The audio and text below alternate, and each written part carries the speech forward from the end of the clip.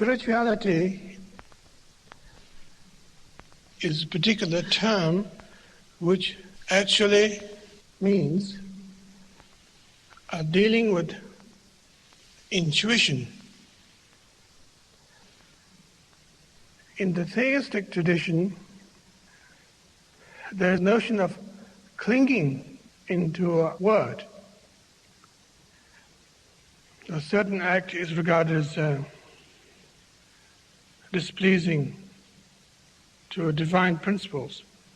A certain act is regarded as pleasing for the divine whatever.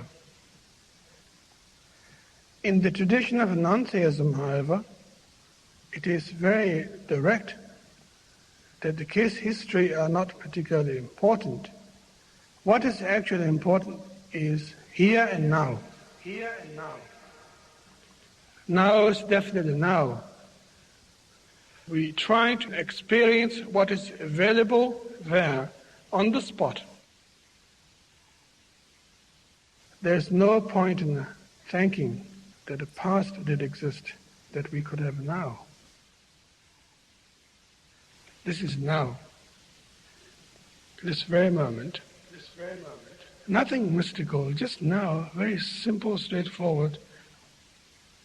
And from that nowness, however, arises a sense of intelligence, always, that you are constantly interacting with the reality one by one, spot by spot, constantly. We actually experience fantastic precision, always.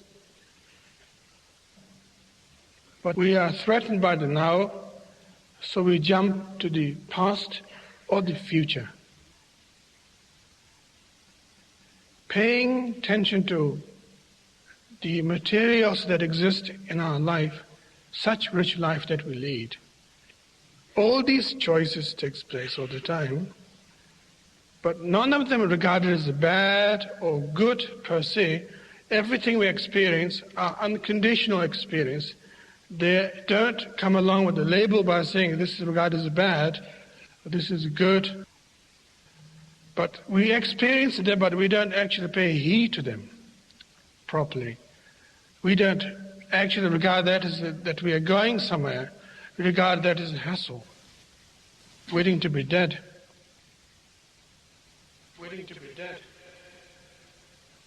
Waiting to be dead. Waiting to be dead.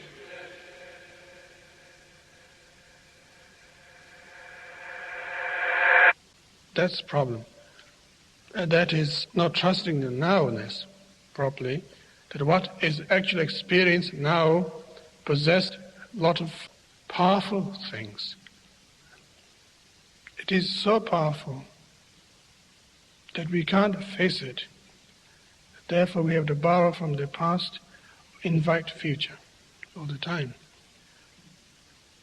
And maybe that's why we seek religion. Maybe that's why we march in the street. Maybe that's why we complain to the society. Maybe that's why we vote for the presidents. It's quite ironical. Very funny indeed.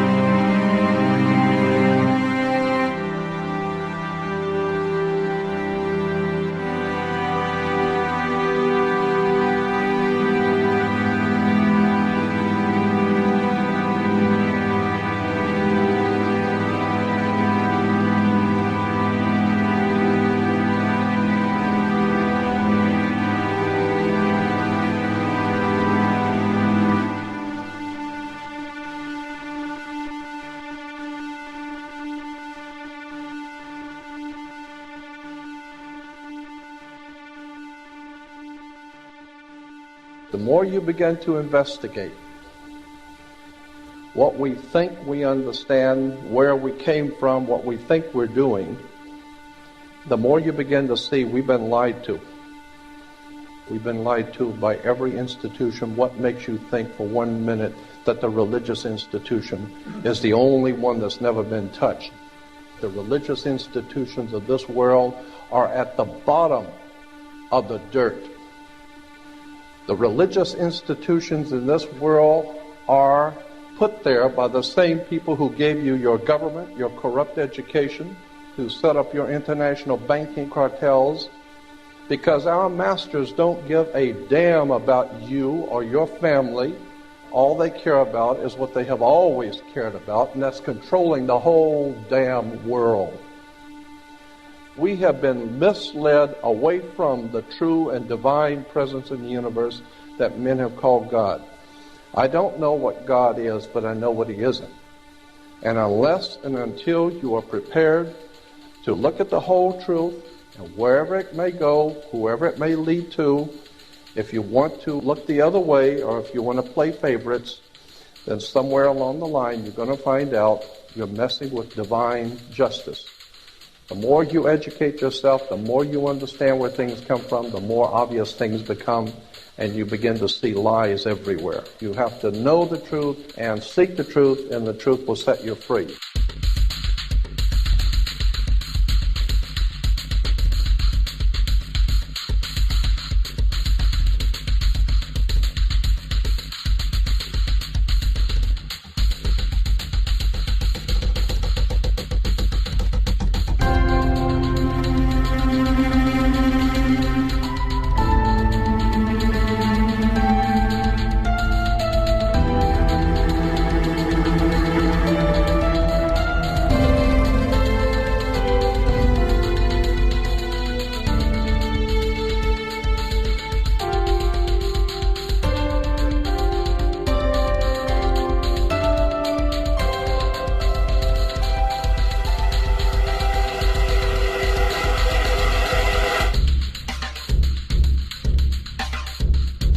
Because I got to tell you the truth, folks. I got to tell you the truth.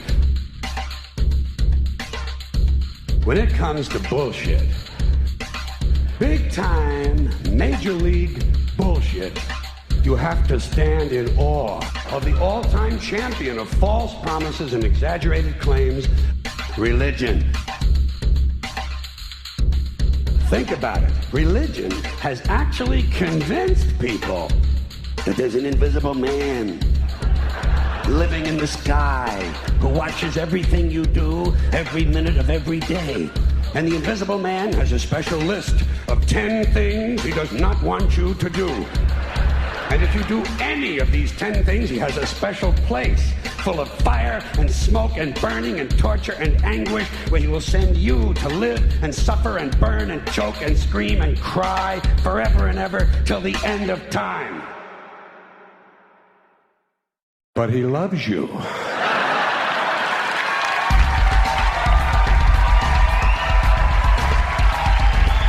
loves you. He loves you and he needs money. He always needs money. He's all powerful, all perfect, all knowing, and all wise. Somehow just can't handle money. Religion takes in billions of dollars, they pay no taxes, and they always need a little more. Now, you talk about a good bullshit story. Holy shit.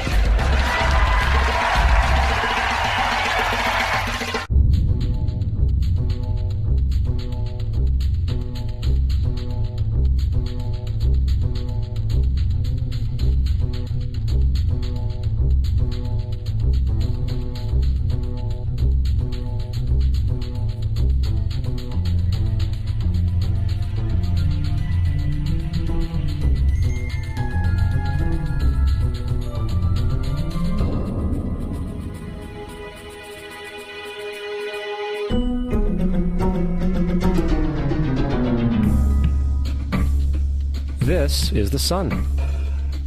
As far back as 10,000 BC, history is abundant with carvings and writings reflecting people's respect and adoration for this object. And it is simple to understand why, as every morning the sun would rise, bringing vision, warmth, and security, saving man from the cold, blind, predator-filled darkness of night. Without it, the cultures understood the crops would not grow and life on the planet would not survive. These realities made the sun the most adored object of all time. Likewise, they were also very aware of the stars. The tracking of the stars allowed them to recognize and anticipate events which occurred over long periods of time, such as eclipses and full moons. They in turn cataloged celestial groups into what we know today as constellations. This is the cross of the zodiac, one of the oldest conceptual images in human history. It reflects the sun as it figuratively passes through the 12 major constellations over the course of a year. It also reflects the 12 months of the year, the 4 seasons, and the solstices and equinoxes. The term zodiac relates to the fact that constellations were anthropomorphized, or personified, as figures or animals. In other words, the early civilizations did not just follow the sun and stars, they personified them with elaborate myths involving their movements and relationships. The sun, with its life-giving and saving qualities, was personified as a representative of the unseen creator or God, God's Son, the light of the world, the savior of humankind. Likewise, the 12 constellations represented places of travel for God's Son, and were identified by names, usually representing elements of nature that happened during that period of time. For example, Aquarius, the water bearer, who brings the spring rains.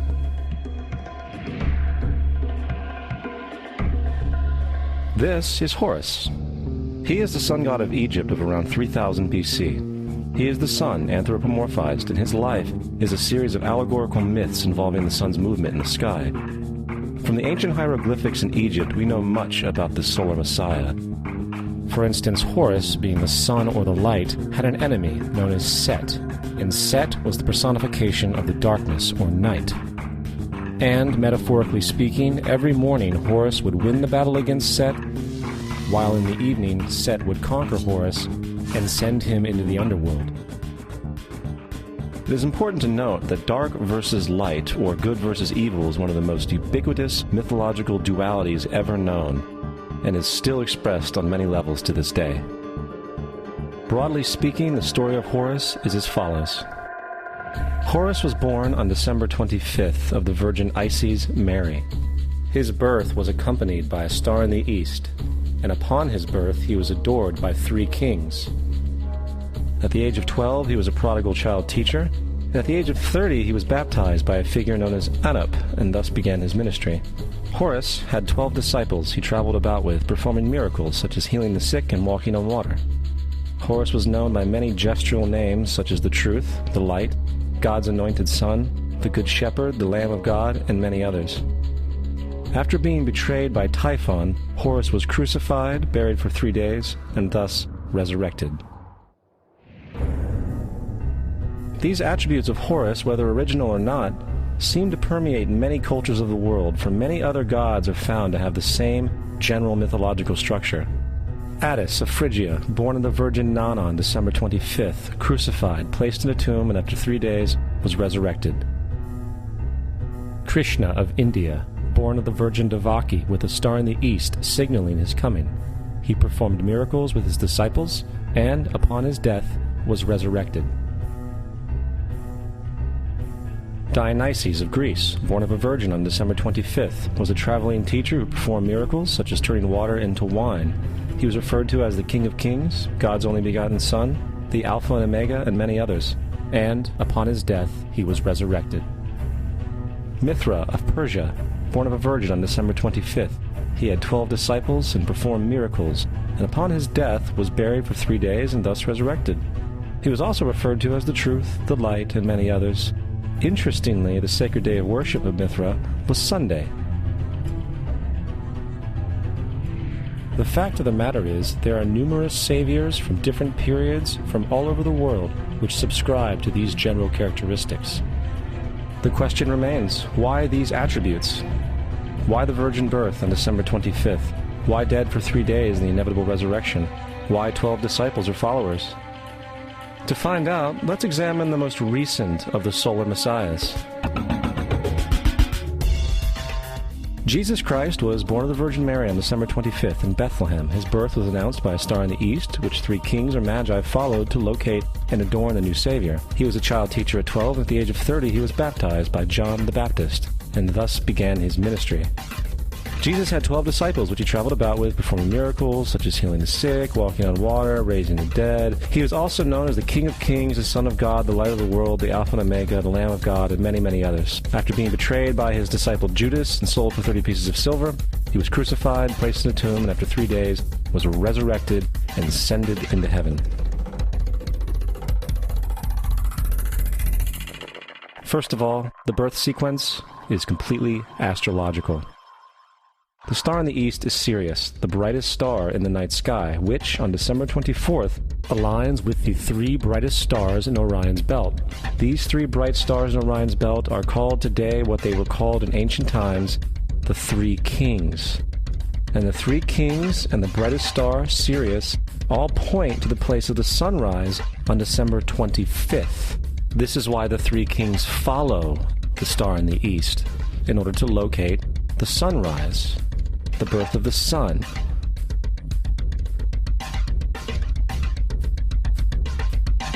The Virgin Mary is the constellation Virgo, also known as Virgo the Virgin. Virgo in Latin means virgin. Virgo is also referred to as the house of bread, and the representation of Virgo is a virgin holding a sheaf of wheat. This house of bread and its symbol of wheat represents August and September, the time of harvest. In turn, Bethlehem, in fact, literally translates to house of bread. Bethlehem is thus a reference to the constellation Virgo, a place in the sky, not on Earth. There's another very interesting phenomenon that occurs around December 25th, or the winter solstice. From the summer solstice to the winter solstice, the days become shorter and colder. And from the perspective of the northern hemisphere, the sun appears to move south and get smaller and more scarce. The shortening of the days and the expiration of the crops when approaching the winter solstice symbolize the process of death to the ancients. It was the death of the sun. And by December 22nd, the sun's demise was fully realized, for the sun, having moved south continually for 6 months, makes it to its lowest point in the sky. Here a curious thing occurs. The sun stops moving south, at least perceivably, for 3 days. And during this 3-day pause, the sun resides in the vicinity of the Southern Cross, or Crux, constellation. And after this time, on December 25th, the sun moves 1 degree, this time north, foreshadowing longer days, warmth, and spring. And thus it was said, the sun died on the cross, was dead for 3 days, only to be resurrected or born again. This is why Jesus and numerous other sun gods share the crucifixion, 3-day death, and resurrection concept. It is the sun's transition period before it shifts its direction back into the northern hemisphere, bringing spring and thus salvation. However, they did not celebrate the resurrection of the sun until the spring equinox, or Easter. This is because at the spring equinox the sun officially overpowers the evil darkness, as daytime thereafter becomes longer in duration than the night, and the revitalizing conditions of spring emerge. Now, probably the most obvious of all the astrological symbolism around Jesus regards the 12 disciples. They are simply the 12 constellations of the zodiac, which Jesus, being the sun, travels about with. In fact, the number 12 is replete throughout the Bible.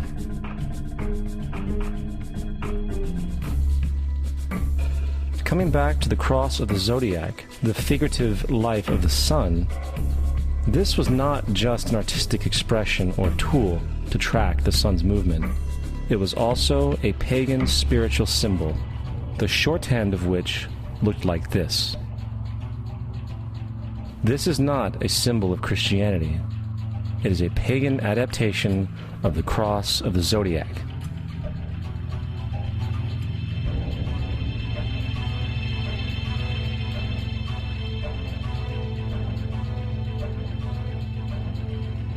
This is why Jesus in early occult art is always shown with his head on the cross, for Jesus is the Son of God, the light of the world, the risen Savior who will come again, as it does every morning, the glory of God who defends against the works of darkness, as he is born again every morning and can be seen coming in the clouds up in heaven with his crown of thorns or sun rays.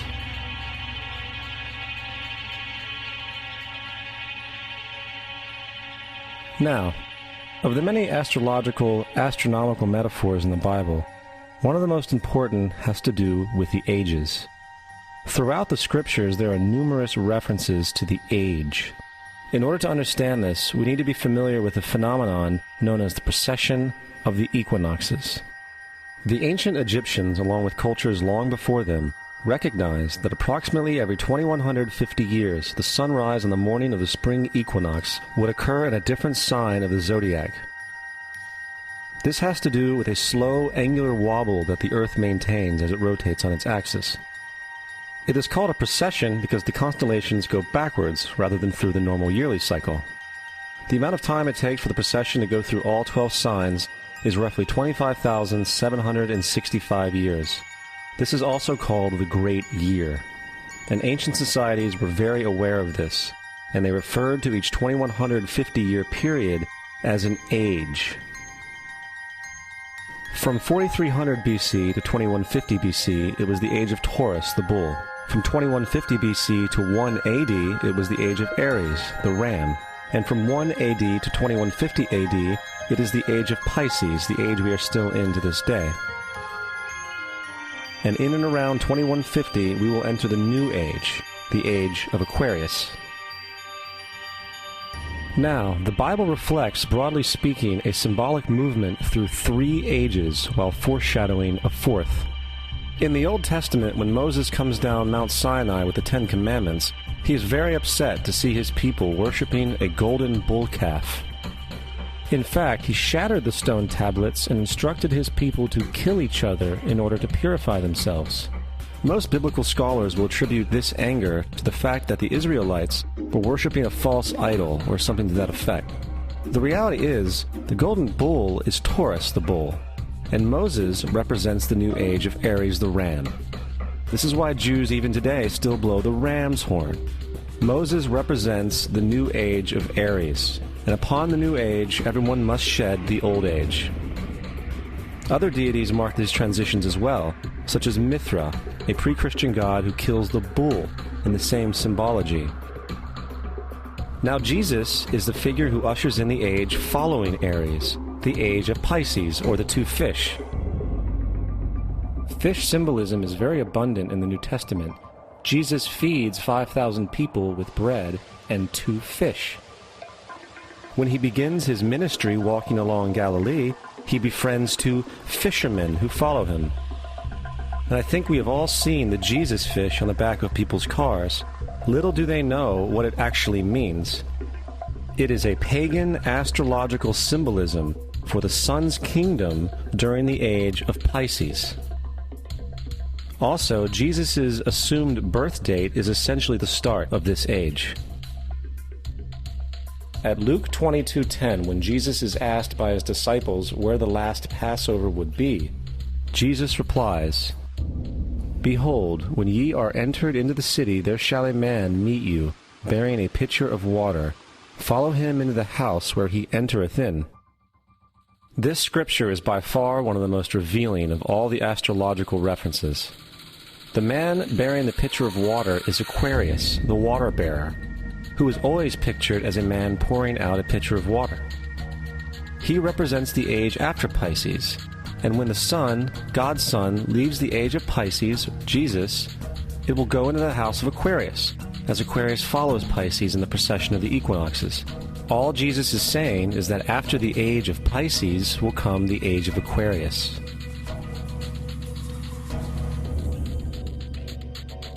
Now, we have all heard about the end times and the end of the world. The cartoonish depictions in the book of Revelation aside, The main source of this idea comes from Matthew 28:20, where Jesus says, "I will be with you even to the end of the world." However, in the King James Version, world is a mistranslation, among many mistranslations. The actual word being used is eon, which means age. I will be with you even to the end of the age, which is true, as Jesus' solar Piscean personification will end when the sun enters the age of Aquarius. The entire concept of end times and the end of the world is a misinterpreted astrological allegory. Let's tell that to the approximately 100 million people in America who believe the end of the world is coming. Furthermore, the character of Jesus being a literary and astrological hybrid is most explicitly a plagiarization of the Egyptian sun god Horus. For example, inscribed about 3,500 years ago on the walls at the Temple of Luxor in Egypt are images of the Annunciation, the miracle conception, the birth, and the adoration of Horus. The images begin with Thoth announcing to the Virgin Isis that she will conceive Horus, then Neph, the Holy Ghost, impregnating the Virgin, and then the virgin birth and the adoration. This is exactly the story of Jesus' miracle conception. In fact, the literary similarities between the Egyptian religion and the Christian religion are staggering.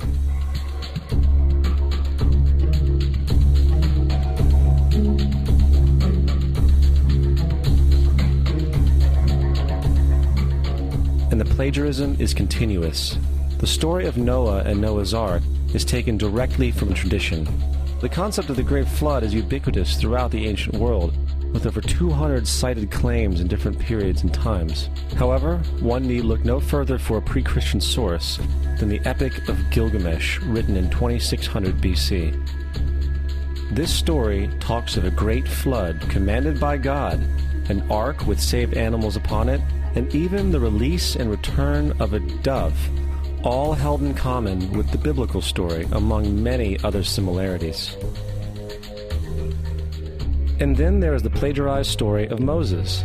Upon Moses' birth, it is said that he was placed in a reed basket and set adrift in a river in order to avoid infanticide. He was later rescued by a daughter of royalty and raised by her as a prince. This baby in a basket story was lifted directly from the myth of Sargon of Akkad of around 2250 BC. Sargon was born, placed in a reed basket in order to avoid infanticide, and set adrift in a river.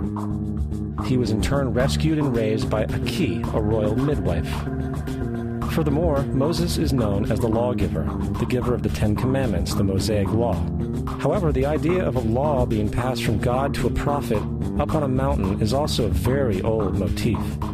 Moses is just another lawgiver in a long line of lawgivers in mythological history. In India, Manu was the great lawgiver. In Crete, Minos ascended Mount Dicta, where Zeus gave him the sacred laws, while in Egypt there was Meses, who carried stone tablets, and upon them the laws of God were written. Manu, Minos, Meses, Moses. And as far as the Ten Commandments, they are taken outright from spell 125 in the Egyptian Book of the Dead. What the Book of the Dead phrased, "I have not stolen," became "thou shalt not steal." "I have not killed," became "thou shalt not kill." "I have not told lies," became "thou shalt not bear false witness," and so forth. In fact, the Egyptian religion is likely the primary foundational basis for the Judeo-Christian theology. Baptism, afterlife, final judgment, virgin birth, death and resurrection, crucifixion, the Ark of the Covenant, circumcision, saviors, Holy Communion, Great Flood, Easter, Christmas, Passover, and many, many more are all attributes of Egyptian ideas long predating Christianity and Judaism. Justin Martyr, one of the first Christian historians and defenders, wrote, "When we say that he, Jesus Christ, our teacher, was produced without sexual union, was crucified and died and rose again and ascended into heaven, we propound nothing different from what you believe regarding those who you esteem sons of Jupiter." In a different writing, Justin Martyr said, "He was born of a virgin, except this in common with what you believe of Perseus." It's obvious that Justin and other early Christians knew how similar Christianity was to the pagan religions. However, Justin had a solution. As far as he was concerned, the devil did it. The devil had the foresight to come before Christ and create his characteristics in the pagan world. Fundamentalist Christianity, fascinating. These people actually believe the world is 12,000 years old. Swear to God. I actually asked one of these guys, okay, dinosaur fossils. He says, dinosaur fossils? God put those here to test our faith.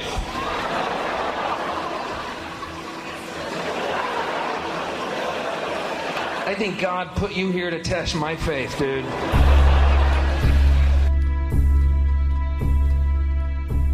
The Bible is nothing more than an astrotheological literary hybrid, just like nearly all religious myths before it. In fact, the aspect of transference of one character's attributes to a new character can be found within the book itself. In the Old Testament, there is the story of Joseph. Joseph was a prototype for Jesus. Joseph was born of a miracle birth. Jesus was born of a miracle birth. Joseph was of 12 brothers. Jesus had 12 disciples. Joseph was sold for 20 pieces of silver. Jesus was sold for 30 pieces of silver. Brother Judah suggests the sale of Joseph. Disciple Judas suggests the sale of Jesus. Joseph began his work at the age of 30. Jesus began his work at the age of 30. The parallels go on and on. Furthermore, is there any non-biblical historical evidence of any person living with the name Jesus, the son of Mary, who traveled about with 12 followers, healing people and the like? There are numerous historians who lived in and around the Mediterranean, either during or soon after the assumed life of Jesus. How many of these historians document this figure? Not one. However, to be fair, that doesn't mean defenders of the historical Jesus haven't claimed the contrary. 4 historians are typically referenced to justify Jesus' existence. Pliny the Younger, Suetonius, and Tacitus are the first 3. Each one of their entries consists of only a few sentences at best, and only referred to Christus or the Christ, which in fact is not a name but a title. It means the Anointed One. The 4th source is Josephus, and this source has been proven to be a forgery for hundreds of years. Sadly, it is still cited as truth. You would think that a guy who rose from the dead and ascended into heaven for all eyes to see and performed the wealth of miracles acclaimed to him would have made it into the historical record. It didn't, because once the evidence is weighed, there are very high odds that the figure known as Jesus did not even exist.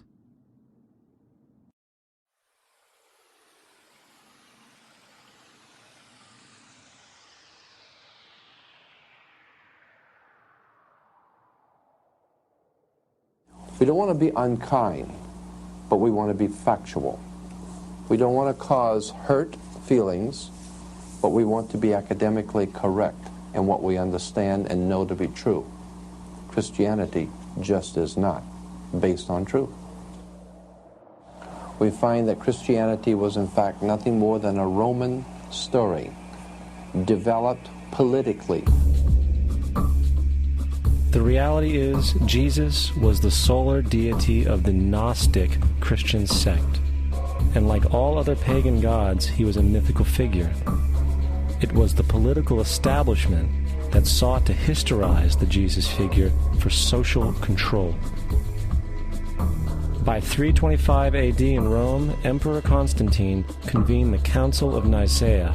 It was during this meeting that the politically motivated Christian doctrines were established, and thus began a long history of Christian bloodshed and spiritual fraud. And for the next 1600 years, the Vatican maintained a political stranglehold on all of Europe, leading to such joyous periods as the Dark Ages, along with enlightening events such as the Crusades and the Inquisition.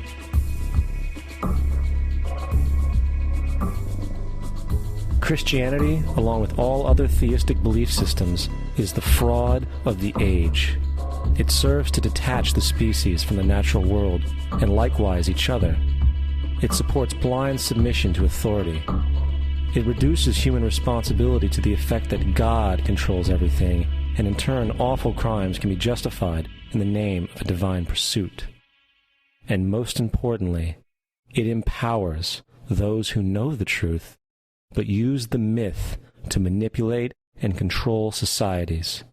The religious myth is the most powerful device ever created and serves as the psychological soil upon which other myths can flourish.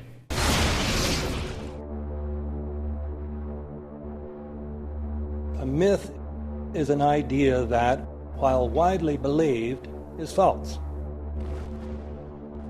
In a deeper sense, in the religious sense, a myth serves as an orienting and mobilizing story for a people. The focus is not on the story's relation to reality, but on its function. A story cannot function unless it is believed to be true in the community or the nation. It is not a matter of debate.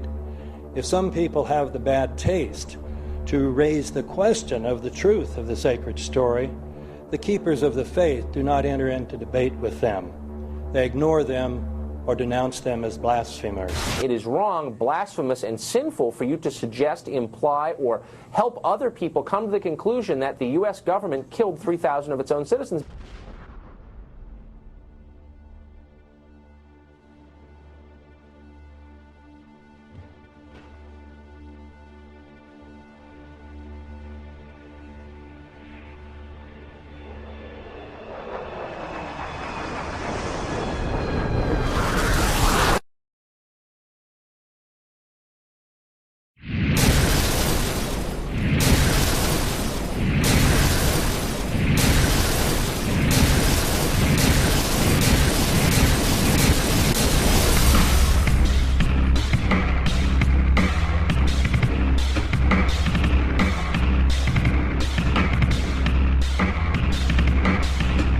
If a demolition team set off when you see the old demolitions of these old buildings. It looks like one of those scenes of an old building being purposely dynamited and blown up. Anybody who's ever watched a building being demolished on purpose knows that if you're going to do this, you have to get at the under-infrastructure of a building and bring it down. The way the structure is collapsing, this was the result of something that was planned. It's not accidental that the first tower just happened to collapse and then the second tower just happened to collapse in exactly the same way.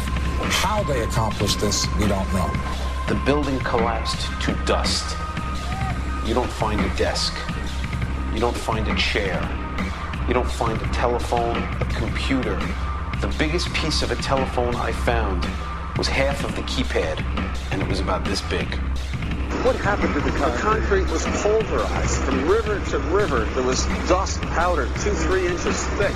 The concrete was just pulverized. Reminiscent of those pictures we've all seen too much on television before, when a building was deliberately destroyed by well-placed dynamite to knock it down. If they had detonated, they were planned to take down a building. I heard a second explosion. There was a heavy-duty explosion. Then there was some secondary explosions and then the subsequent collapses. An explosion blew and it knocked everybody over. To me, it sounded like an explosion. It sounded like gunfire. Bang, bang, bang, bang, bang. And then all of a sudden, 3 big explosions. We heard a big explosion coming down. And then the entire top of the building just blew up. We saw some kind of explosion. By the force of the explosions. Big explosion. Blew us back into the 8th floor. Then we get to the lobby. This is a big explosion. The lobby looked as though a bomb had exploded there. A huge explosion now, raining debris. It's been a huge explosion. Huge explosion that we all heard and felt. We just witnessed some kind of follow-up explosion. We heard a very loud explosion. A secondary explosion at Tower 1 camp. That is another bomb going off. He thinks that there were actually devices that were planted in the building. Planted in the building.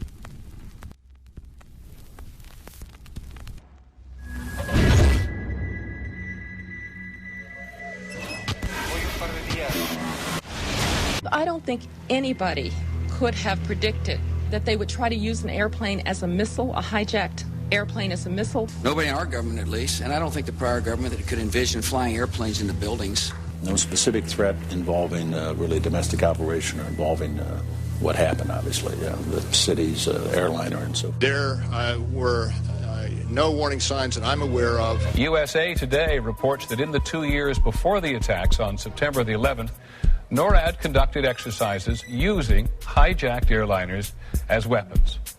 And one target was the World Trade Center.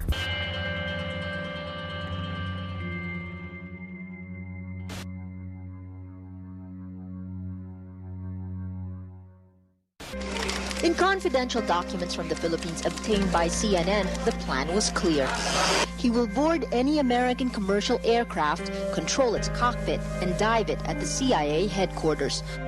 Other buildings targeted the Pentagon and the World Trade Center. Security in counterterrorism was blinking red, in the words of George Tenet, that the warnings of an imminent attack were so severe that something dramatic should have been done. It was unparalleled. Instead, our president went on a month-long vacation.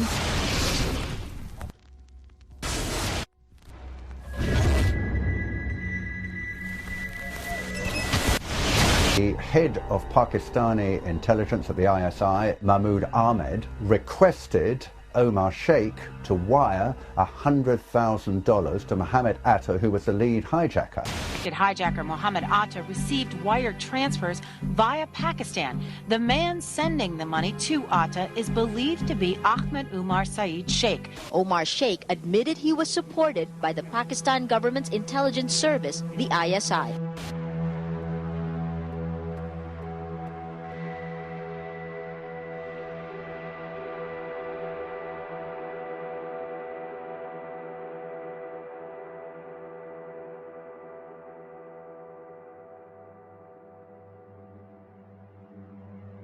Although we are told that 4 or 5 of the alleged hijackers were on each of the flights. If so, their names should have been on the flight manifests. But the flight manifests that have been released contain neither the names of the alleged hijackers nor any Arab names whatsoever. We know that the men who were supposedly the hijackers had their houses, cars, credit cards paid for by the U.S. government. They were, in truth, agents. Evidence was also apparently planted. The passport of one of the hijackers on Flight 11 was allegedly found in the rubble. Goes through the fireball, through the side of the plane, and comes down the ground unscathed. But something happened. For 6 months, they reported they had this passport. Boy, we've got it. We've got the proof.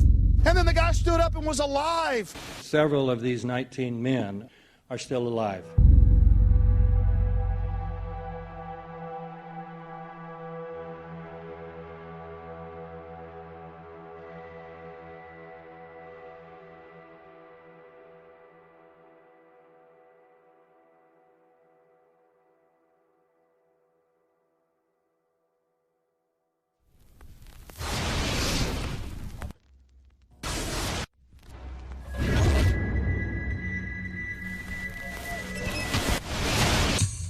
Of course we're after Saddam Hussein, bin Laden. He's... January 2001, the Bush administration orders the FBI and intelligence agencies to back off investigations involving the bin Laden family, including 2 of Osama bin Laden's relatives, who were living, guess where, in Falls Church, Virginia, right next to CIA headquarters. When he was already America's most wanted criminal, he reportedly spent 2 weeks in the American hospital in Dubai, was treated by an American doctor, and visited by the local CIA agent. We have not seen one piece of evidence that links Osama bin Laden directly to the planning stages of September 11th. This failure to provide proof was later said to be unnecessary because bin Laden, in a video allegedly found in Afghanistan, admitted responsibility for the attacks. This confession is now widely cited as proof. But the man in this video has darker skin, fuller cheeks, and a broader nose than the Osama bin Laden of all other videos. We again seem to have planted evidence. In 1976, Osama's older brother Salim bin Laden hired a man in Texas by the name of Jim Bath to handle all the investments in the United States for the bin Laden family. Jim Bath also happens to be a personal, almost lifelong friend and former Air National Guard pilot with George W. Bush.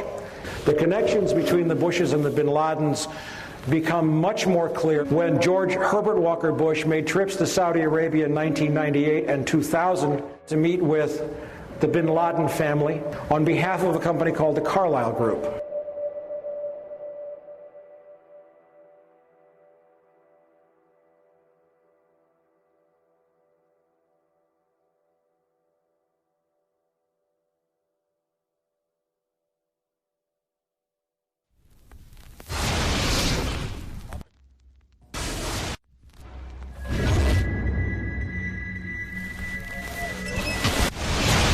How could anyone fly a 60-ton, 125-foot wide, 44-foot tall plane through this obstacle course? The aircraft, before striking the Pentagon, reportedly executed a 270-degree downward spiral, and yet Hani Hanjour was known as a terrible pilot who could not safely fly even a small plane.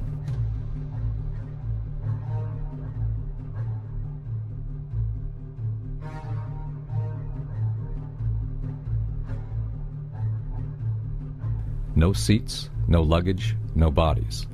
Nothing but bricks and limestone. The official explanation is that the intense heat from the jet fuel vaporized the entire plane. Flight 77 had 2 Rolls-Royce engines made of steel and titanium alloy and weigh 6 tons each.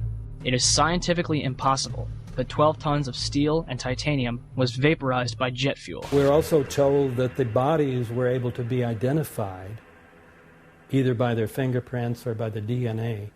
So what kind of fire can vaporize aluminum and tempered steel and yet leave human bodies intact? From my close-up inspection, there's no evidence of a plane having crashed anywhere near the Pentagon. And as I said, the only pieces left that you can see are small enough that you could pick up in your hand. Shortly after the strike, government agents picked up debris and carried it off.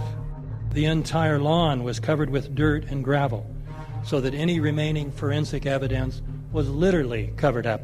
The videos from security cameras, which would show what really hit the Pentagon, were immediately confiscated by agents of the FBI, and the Department of Justice has to this day refused to release them. If these videos would prove that the Pentagon was really hit by a 757, most of us would assume the government would release them.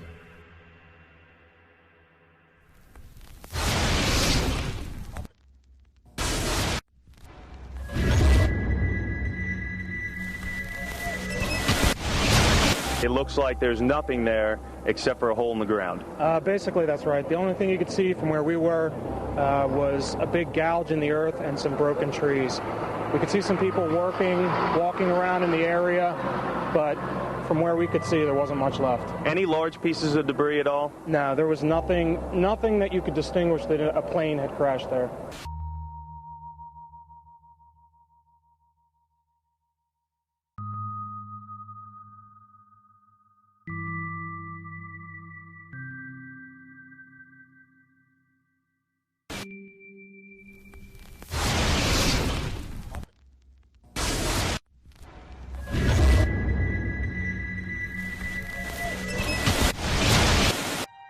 Pancake theory, according to which the fires, while not melting the steel, heated it up sufficiently to cause the floors weakened by the airplane strikes to break loose from the steel columns, and this started a chain reaction. So you would expect then from that theory, which is the official theory, to see a whole stack of floors piled up on top of each other and then a spindle of core columns standing too. The core of each of the twin towers consisted of 47 massive steel columns. If the floors had broken loose from them, these columns would have still been sticking up into the air 1,000 feet.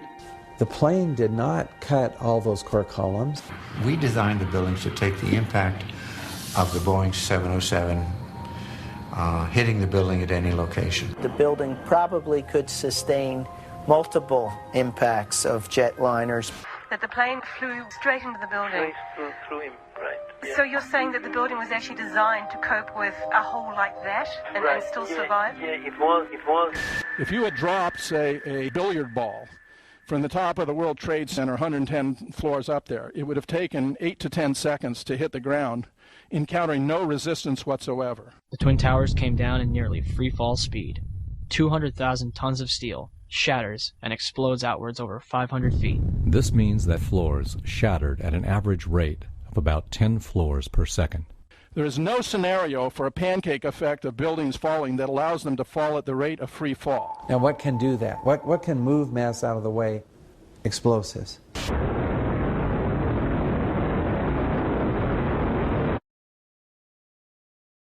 "47 huge steel columns going up the core. They're interconnected. How do you get them to fail simultaneously so the core disappears? It looks like those core columns were cut. The way we do this is by cutting the beam at an angle.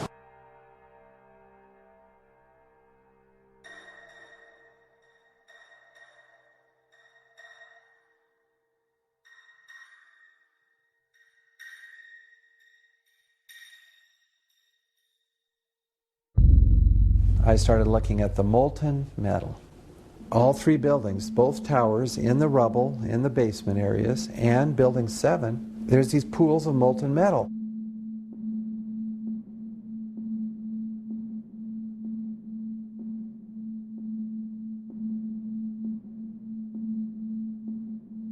You'd get down below and you'd see molten steel running down the channel rails, like you're in a foundry. Like lava. The molten steel was found 3, 4, and 5 weeks later, when the rubble was being removed. He said that molten steel was also found underneath World Trade Center 7. So I'm looking through the official reports. What do they say about the molten metal? They say nothing. But wait a minute. This is important evidence. So where'd that come from? Thermite is so hot that it'll just cut through steel, through structural steel, for example, like a knife through butter. The products are molten iron and aluminum oxide, which goes off primarily as a dust. You know those enormous dust clouds? You can imagine when you assemble these chemicals on a large scale.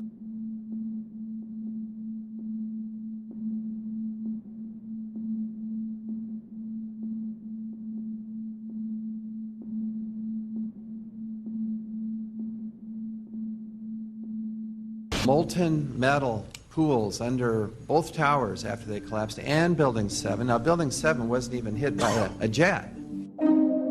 Part of the problem is that most people simply don't know much about Building 7 due to the extraordinary secrecy surrounding this collapse. And this was a 47-story skyscraper. This building fell at 5:25. It was not hit by a plane. This building had fires on only 2 or 3 floors. And it was brought down by what we know was a controlled demolition. Demolitions, they look just like that. You know, a kink in the middle, and then that building just comes straight down, almost at free fall speed. They first blow one of the central columns so the building falls in on itself. Building 7 had a classic crimp or wedge. Its central column was blown out first, so it didn't structurally damage buildings just a few feet away from it.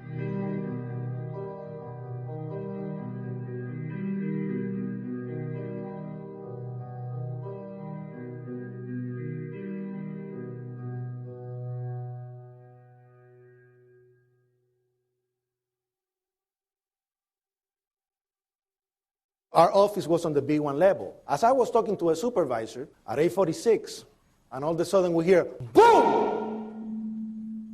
An explosion so hard that pushed us upwards. And it came from the basement between the B2 level and the B3 level. And when I went to verbalize, we hear, boom! The impact of the plane on the top. As I'm walking by the main freight corridor building in the corridor, that's when I got blown.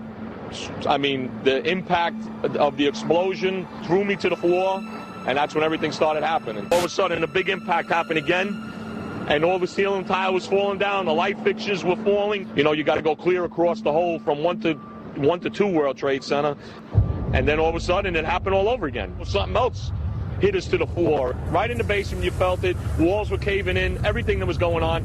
I mean, I know of people that got killed in the basement. I know of people that got broken legs in the basement. People that got reconstructive surgery because the walls hit them in the face.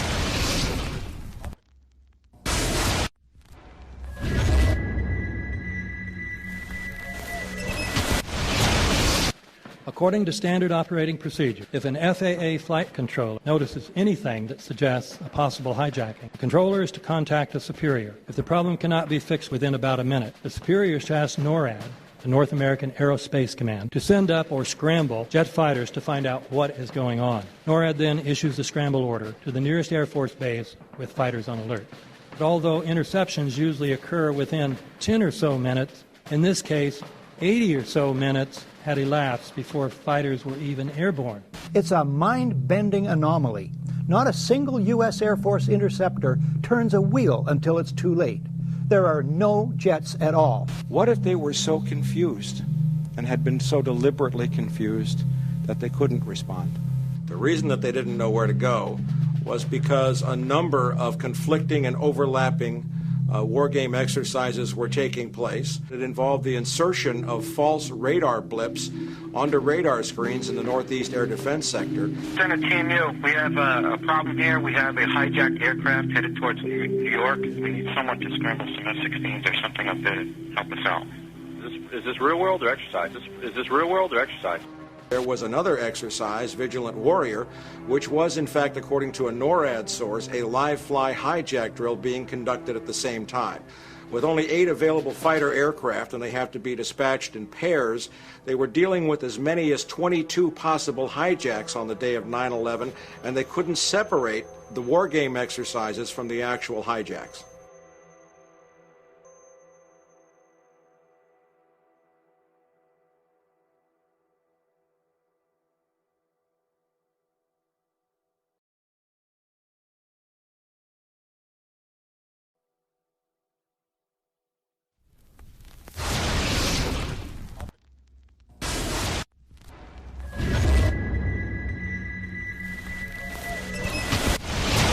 Page 172. The U.S. government has not been able to determine the origin of the money used for the 9/11 attacks. Ultimately, the question is of little practical significance. The American authorities have not managed to trace the source of the funding. And then the most amazingly disingenuous statement, ultimately, is it of little consequence. It is of massive consequence. Doesn't it matter who paid for 9/11? The collapse of Building 7 has been recognized as especially difficult to explain.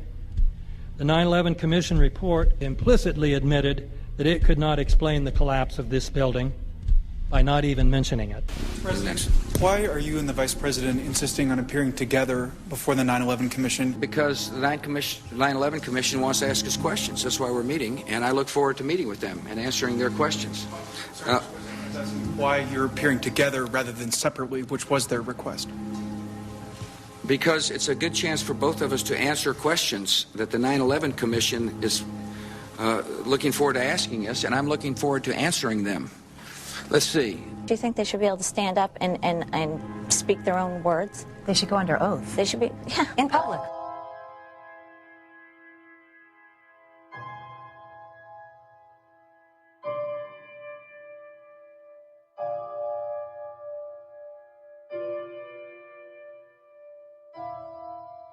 Don't you think that the families deserve to have a transcript or to be able to see what you Adam, said? you asked me that question yesterday. I got the same answer, yeah. The final report was a unanimous report. That means that if there was a single commissioner who had any objection about anything, that fact would be dropped from the report. We have found out that he not only served on the transition team of the Bush administration, that he was a person who wrote a draft memo for the setup of the Bush administration's National Security Council, that he was an individual who wrote the preemptive war strategy that was eventually used for the war in Iraq, that he is a close friend of Condoleezza Rice's. We want him to resign. There is literally nothing in the 9/11 report that the Bush administration did not approve of.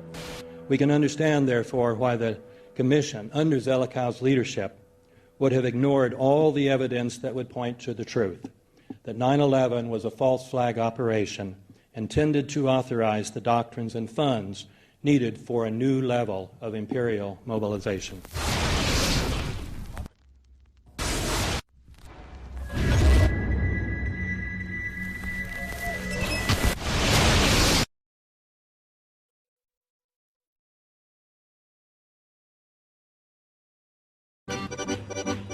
armed with knives, armed with chemical, biological, nuclear weapons. Fanatics, terrorists, September 11th. September 11th, killers, September 11th, terrorists of Al-Qaeda, terrorists, nuclear weapons, terrorists. 9/11, terror, terrorist, evil. September 11th, September 11th. The terrorists, war and danger. September 11th, terrorism, global terrorism, terrorism, terrorists, terrorists, terrorists, terrorists, terrorists, the terror, terrorists, terrorist, terrorism. September 11th, global terrorism, terrorist, terror, terrorism. September 11th, world terrorism, terrorist, terrorism. September 11th, global terrorism. September the 11th, terror, terror, terror, terror, terror. Weapons of mass destruction. September the 11th, September the 11th, terrorists, the evil terrorists, terrorists, terrorists, no. Terrorism. The words are hypnotically repeated. Terrorism, terrorist, terrorist threat, and of course, believed to be linked to Al-Qaeda. But it's the so-called war on terrorism that's in our faces practically 24/7 as the inescapable focus of our existence. One day, our grandchildren will look back on this time and ask, how was the war on terror won? The entire U.S. ruling class, ruling elite, comes to see terrorism as the preferred means, indeed the only means, to provide social cohesion, to provide an enemy image for the society to keep it together. According to neocon theory from Carl Schmitt, you have to have an enemy image in order to have a society. It's a very dangerous thing because now it means that the entire social order, the political parties, intellectual life, politics in general, all based on a monstrous myth. Monstrous myth.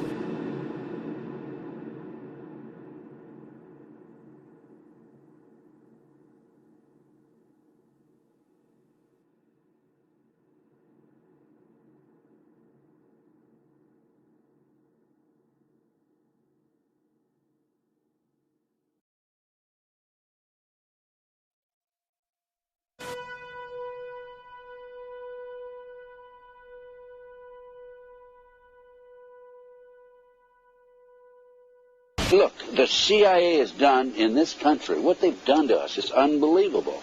Look at the terrorist acts that have occurred. The CIA behind most, if not all of them. We had the Marine barracks. We had our embassy in Kenya. We had Pan Am 103. We had the USS Cole. We had Oklahoma City. We had the World Trade Center in 1993. That helped the terrorists blow up the World Trade Center the first time. They built the bomb. They got the driver's license. The informant, the FBI informant, a fellow named Salam, a 43-year-old former Egyptian army officer, he was given the assignment to put the bomb together. And he went to his supervisor, his FBI supervisor, and said, we're going to put a dummy bomb in here, right? And the FBI supervisor said, no, we're going to put a real bomb. The FBI actually carried out the attack on the World Trade Center in 1993. They actually hired Ahmad Salam and paid him $1 million and gave him real explosives, a detonator, and told him to build a bomb and to give it to the foolish people that he was controlling to allow them to attack the World Trade Center complex. Unfortunately for them, there were only 6 people killed, not enough to pass the legislation. So what happened is 2 years later, April 19, 1995, down comes Oklahoma City Murrah building, 168 people killed. 1 year later, the anti-terrorism legislation that takes away many of our constitutional rights and civil liberties is passed.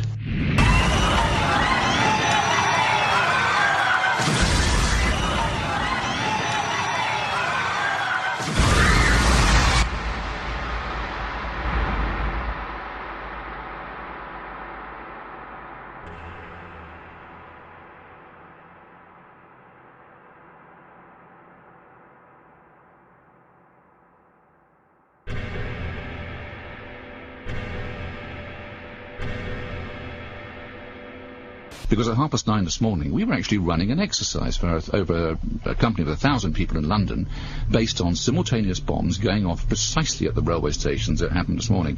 So I still have the hairs on the back of my neck standing upright. To get this quite straight, you were running an exercise to see how you would cope with this, and it happened while you were running the exercise? Precisely.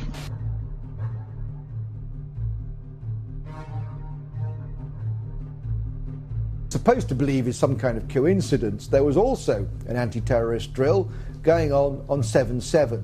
And again, just like 9/11, they were talking about attacks on the same targets, the same kind of tube stations, and exactly the same time. as the actual attack happened, providing some kind of cover for what must be operations orchestrated in some way by the state.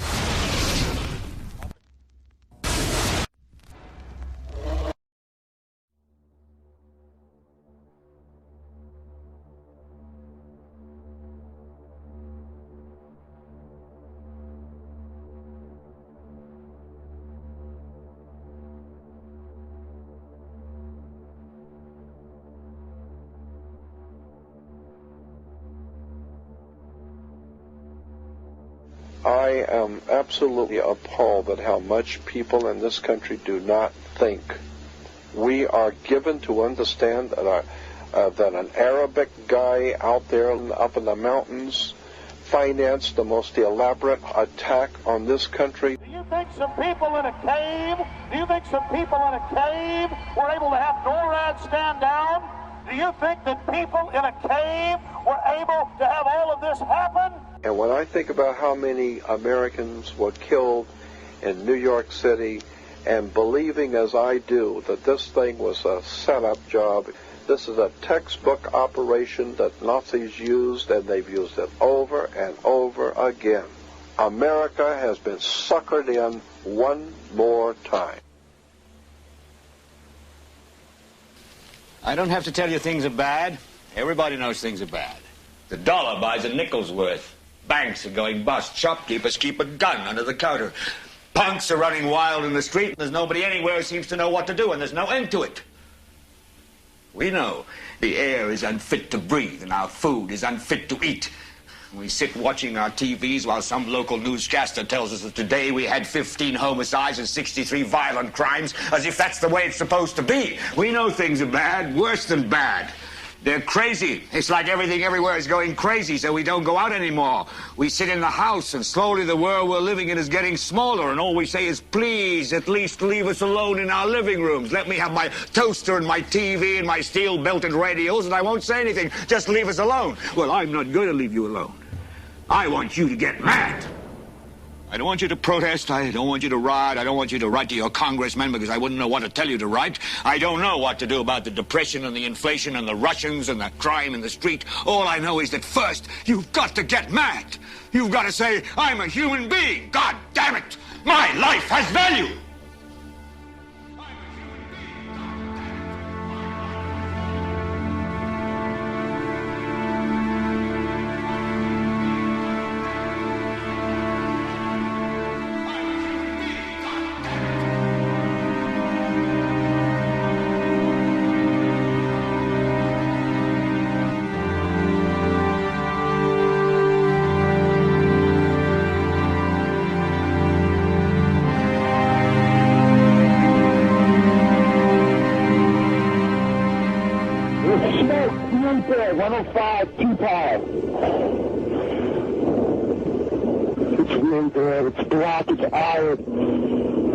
My wife thinks I'm all right. I called her and said I was leaving the building. I was fine, and bang.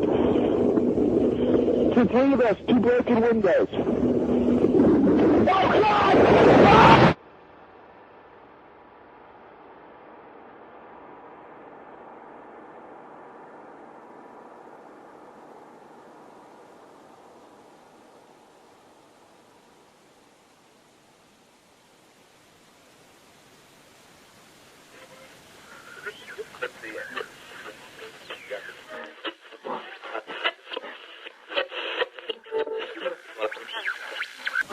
When hostilities commenced in Europe in 1939, it was realized that the American people had no intention of entering the war. But they believed that this country could be enticed into the war in very much the same way that it was enticed into the last one. They planned, first, to prepare the United States for foreign war under the guise of American defense. Second, to involve us in the war step by step without our realization. Third, to create a series of incidents which would force us into the actual conflict. These plans were, of course, to be covered and assisted by the full power of their propaganda. Our theaters soon became filled with plays portraying the glory of war. newsreels lost all semblance of objectivity, and they have used the war to justify the restriction of congressional power and the assumption of dictatorial procedures on the part of the President and his appointees. A fear campaign was inaugurated. We cannot allow the natural passions and prejudices of other peoples to lead our country to destruction.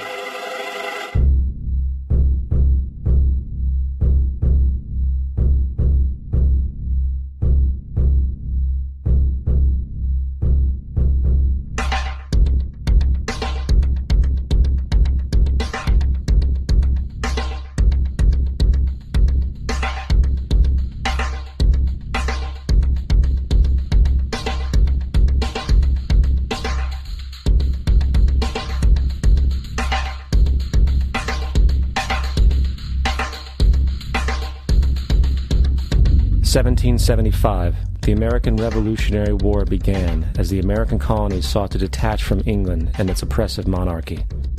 Though many reasons are cited for the revolution, one in particular sticks out as the prime cause: that King George III of England outlawed the interest-free, independent currency the colonies were producing and using for themselves, in turn forcing them to borrow money from the Central Bank of England at interest, immediately putting the colonies into debt. And, as Benjamin Franklin later wrote, the refusal of King George III to allow the colonies to operate an honest money system which freed the ordinary man from the clutches of the money manipulators was probably the prime cause of the revolution. In 1783, America won its independence from England.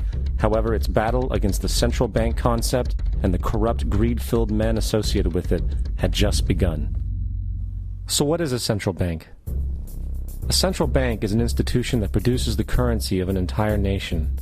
Based on historical precedent, two specific powers are inherent in central banking practice: the control of interest rates and the control of the money supply, or inflation.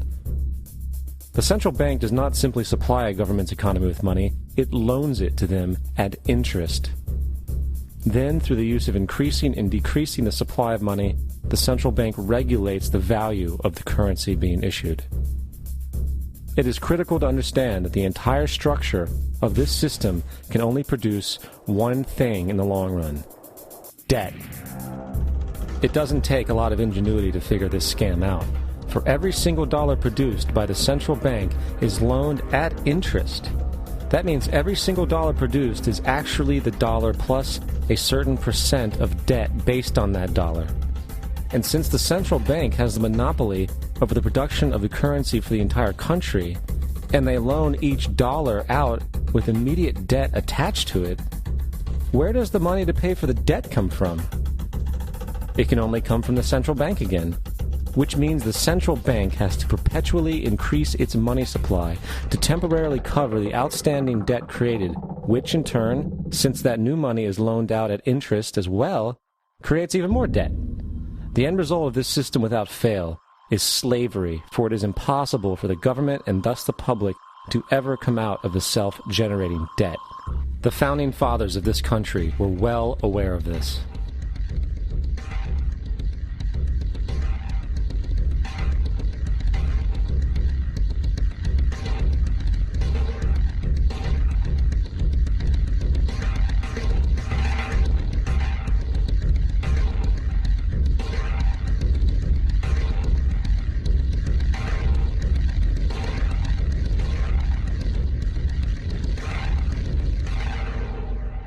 By the early 20th century, the U.S. had already implemented and removed a few central banking systems, which were swindled into place by ruthless banking interests.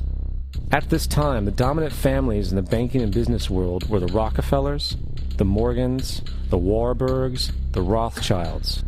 And in the early 1900s, they sought to push, once again, legislation to create another central bank. However, they knew the government and public were very weary of such an institution, so they needed to create an incident to affect public opinion. So, J.P. Morgan, publicly considered a financial luminary at the time, exploited his mass influence by publishing rumors that a prominent bank in New York was insolvent or bankrupt. Morgan knew this would cause mass hysteria, which would affect other banks as well. And it did. The public, in fear of losing their deposits, immediately began mass withdrawals. Consequently, the banks were forced to call in their loans, causing the recipients to sell their property, and thus a spiral of bankruptcies, repossessions, and turmoil emerged. Putting the pieces together a few years later, Frederick Allen of Life magazine wrote, "The Morgan interests took advantage to precipitate the panic, guiding it shrewdly as it progressed." Unaware of the fraud, the Panic of 1907 led to a congressional investigation headed by Senator Nelson Aldrich, who had intimate ties to the banking cartels and later became part of the Rockefeller family through marriage. The commission, led by Aldrich, recommended a central bank should be implemented so a panic like 1907 could never happen again. This was the spark the international bankers needed to initiate their plan. In 1910, a secret meeting was held at a J.P. Morgan estate on Jekyll Island off the coast of Georgia. It was there that the central banking bill called the Federal Reserve Act was written. This legislation was written by bankers, not lawmakers. This meeting was so secretive, so concealed from government and public knowledge that the 10 or so figures who attended disguised their names when en route to the island. After this bill was constructed, it was then handed over to their political frontman, Senator Nelson Aldrich, to push through Congress. And in 1913, with heavy political sponsorship by the bankers, Woodrow Wilson became president, having already agreed to sign the Federal Reserve Act in exchange for campaign support. And 2 days before Christmas, when most of Congress was at home with their families, the Federal Reserve Act was voted in, and Wilson in turn made it law. Later, Woodrow Wilson wrote, in regret,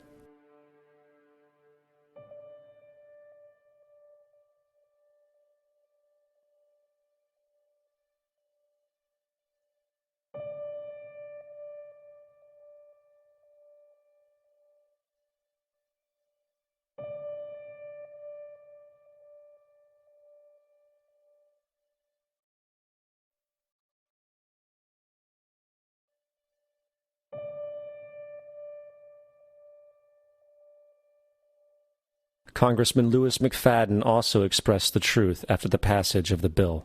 A world banking system was being set up here, a superstate controlled by international bankers, acting together to enslave the world for their own pleasure. The Fed has usurped the government. Now, the public was told that the Federal Reserve System was an economic stabilizer, and inflation and economic crises were a thing of the past. Well, as history has shown, nothing is further from the truth. The fact is, the international bankers now had a streamlined machine to expand their personal ambitions. It's alive! It's alive! It's alive! For example, from 1914 to 1919, the Fed increased the money supply by nearly 100%, resulting in extensive loans to small banks and the public. Then, in 1920, the Fed called in mass percentages of the outstanding money supply, thus resulting in the supporting banks having to call in huge numbers of loans, and, just like 1907, bank runs, bankruptcy, and collapse occurred. Over 5,400 competitive banks outside of the Federal Reserve System collapsed, further consolidating the monopoly of the small group of international bankers. Privy to this crime, Congressman Lindbergh stepped up and said in 1921, "Under the Federal Reserve Act, panics are scientifically created. The present panic is the first scientifically created one, worked out as we figure a mathematical equation." However, the Panic of 1920 was just a warm-up. From 1921 to 1929, the Fed again increased the money supply, resulting once again in extensive loans to the public and banks. There was also a fairly new type of loan called a margin loan in the stock market. Very simply, the margin loan allowed an investor to put down only 10% of a stock's price, with the other 90% being loaned through the broker. In other words, a person could own $1,000 worth of stock with only $100 down. This method was very popular in the roaring 1920s, as everyone seemed to be making money in the market. However, there was a catch to this loan. It could be called in at any time and had to be paid within 24 hours. This is termed a margin call, and the typical result of a margin call is the selling of the stock purchased with the loan. So, a few months before October in 1929, J.D. Rockefeller, Bernard Baruch, and other insiders quietly exited the market, and on October 24, 1929, the New York financiers who furnished the margin loans started calling them in masse. This sparked an instantaneous, massive sell-off in the market, for everyone had to cover the margin loans. It then triggered mass bank runs for the same reason, in turn collapsing over 16,000 banks, enabling the conspiring international bankers to not only buy up rival banks at a discount, but to also buy up whole corporations at pennies on the dollar. It was the greatest robbery in American history. But that didn't stop there. Rather than expanding the money supply in order to recover from this economic collapse, the Fed actually contracted it, fueling one of the largest depressions in history. Once again outraged, Congressman Louis McFadden, a longtime opponent of the banking cartels, began bringing impeachment proceedings against the Federal Reserve Board, saying of the crash and depression, it was a carefully contrived occurrence. International bankers sought to bring about a condition of despair so that they might emerge the rulers of us all. Not surprisingly, and after 2 previous assassination attempts, McFadden was poisoned at a banquet before he could push for the impeachment.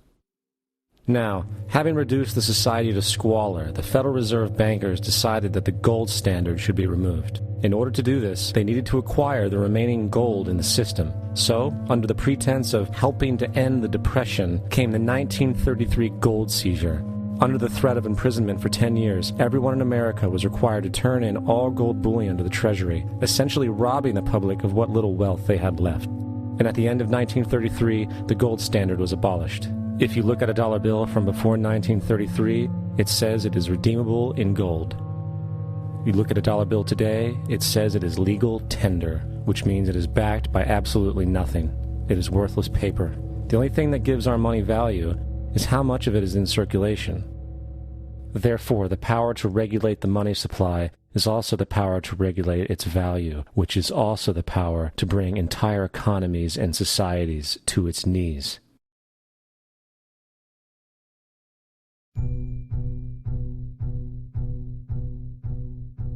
It's important to clearly understand, the Federal Reserve is a private corporation. It is about as Federal Express.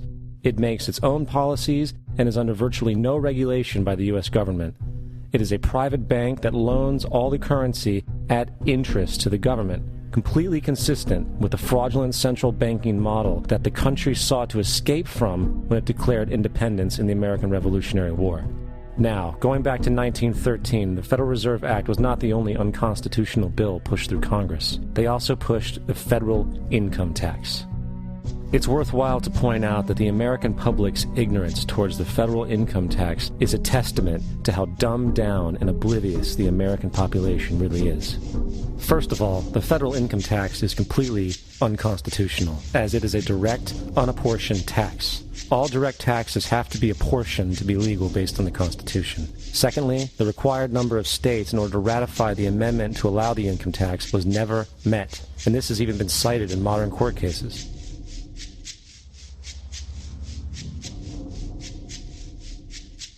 Third, at the present day, roughly 25% of the average worker's income is taken via this tax. And guess where that money goes? It goes to pay the interest on the currency being produced by the fraudulent Federal Reserve Bank, a system that does not have to exist at all. The money you make working almost 3 months out of the year goes almost literally into the pockets of the international bankers who own the private Federal Reserve Bank. And fourth, even with the fraudulent government claim as to the legality of the income tax, there is literally no statute, no law in existence that requires you to pay this tax, period. I really expected that, of course there's a law that you can point to in the law book, the code, that requires you to file a tax return. Of course there is. I was at that point where I couldn't find the statute that clearly made a person liable. At least not me, and most people I know, and I had no choice in my mind except to resign. Based on the research that I did throughout the year 2000, and that I'm still doing, I have not found that law. I've asked Congress, we've asked a lot of people in the IRS commissioners, helpers. They can't answer, because if they answer, the American people are going to know that this whole thing is a fraud. I haven't filed an federal income tax return since I left. I have not filed a tax return since 1999. The income tax is nothing less than the enslavement of the entire country. Now, the control of the economy and the perpetual robbery of wealth is only one side of the Rubik's Cube the bankers hold in their hands. The next tool for profit and control is war. Since the inception of the Federal Reserve in 1913, a number of large and small wars have commenced. The three most pronounced were World War I, World War II, and Vietnam. World War I. In 1914, European wars broke out centered around England and Germany. The American public wanted nothing to do with the war. In turn, President Woodrow Wilson publicly declared neutrality. However, under the surface, the U.S. administration was looking for any excuse it could find to enter it. In a noted observation by Secretary of State William Jennings, the large banking interests were deeply interested in the World War because of the wide opportunities for large profits. It's important to understand that the most lucrative thing that can happen for the international bankers is war, for it forces the country to borrow even more money from the Federal Reserve Bank at interest. Woodrow Wilson's top advisor and mentor was Colonel Edward House, a man with intimate connections with the international bankers who wanted in the war. In a documented conversation between Colonel House, Wilson's advisor, and Sir Edward Grey, the Foreign Secretary of England, regarding how to get America into the war, Grey inquired, "What will Americans do if Germans sink an ocean liner with American passengers on board?" House responded, "I believe that a flame of indignation would sweep the United States, and that by itself would be sufficient to carry us into war." So, on May 7, 1915, on essentially the suggestion of Sir Edward Grey, a ship called the Lusitania was deliberately sent into German-controlled waters, where German military vessels were known to be. And, as expected, German U-boats torpedoed the ship, exploding stored ammunition, killing 1,200 people. To further understand the deliberate nature of this setup, the German embassy actually put advertisements in the New York Times telling people that if they boarded the Lusitania, they did so at their own risk, as such a ship sailing from America to England through the war zone would be liable to destruction. In turn, and as anticipated, the sinking of the Lusitania caused a wave of anger among the American population, and America entered the war a short time after. The First World War caused 323,000 American deaths. J.D. Rockefeller made $200 million off of it. Not to mention the war cost about $30 billion for America, most of which was borrowed from the Federal Reserve Bank at interest, furthering the profits of the international bankers. World War II. On December 7, 1941, Japan attacked the American fleet at Pearl Harbor, triggering our entry into that war. President Franklin D. Roosevelt declared the attack was a day that will live in infamy. A day of infamy indeed, but not because of the alleged surprise attack on Pearl Harbor. After 60 years of surfacing information, it is clear that not only was the attack on Pearl Harbor known weeks in advance, it was outright wanted and provoked. Roosevelt, whose family had been New York bankers since the 18th century, whose uncle Frederick was on the original Federal Reserve Board, was very sympathetic to the interests of the international bankers, and the interest was to enter the war, as we've seen, nothing is more profitable for international bankers than war. In a journal entry by Roosevelt's Secretary of War Henry Stimson, dated November 25, 1941, he documented a conversation he had with Roosevelt. The question was, how should we maneuver them into firing the first shot? It was desirable to make sure the Japanese be the ones to do this, so that there should remain no doubt as to who were the aggressors. In the months leading up to the attack on Pearl Harbor, Roosevelt had done almost everything in his power to anger the Japanese, showing a posture of aggression. He halted all of Japan's imports of American petroleum. He froze all the Japanese assets in the United States. He made public loans to nationalist China and supplied military aid to the British, both enemies of Japan in the war, which, by the way, is completely in violation of international war rules. And on December 4th, 3 days before the attack, Australian intelligence told Roosevelt about a Japanese task force moving towards Pearl Harbor. Roosevelt ignored it. So, as hoped and allowed, on December 7th, 1941, Japan attacked Pearl Harbor, killing 2,400 soldiers. Before Pearl Harbor, 83% of the American public wanted nothing to do with the war. After Pearl Harbor, 1 million men volunteered for the war.